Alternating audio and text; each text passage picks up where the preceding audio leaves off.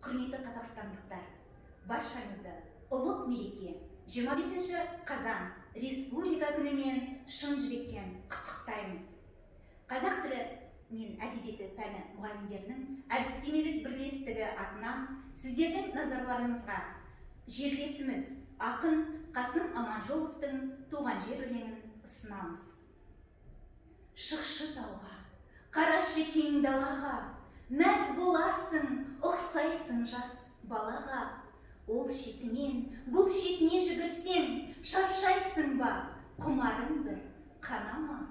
Уа дариға, алтын бесік туған жер, қадіріңді келсем білмей кеше көр. Жата алмас ем, топырағыңда тебіренбей, ақын болмай, тасың болсам мен егер. Неткен байтақ, неткен ұлы жер едің, нендей күйге жүрегімді бөледің. Сенде тудым, сенде өстім, сенде өлсем, арманым жоқ.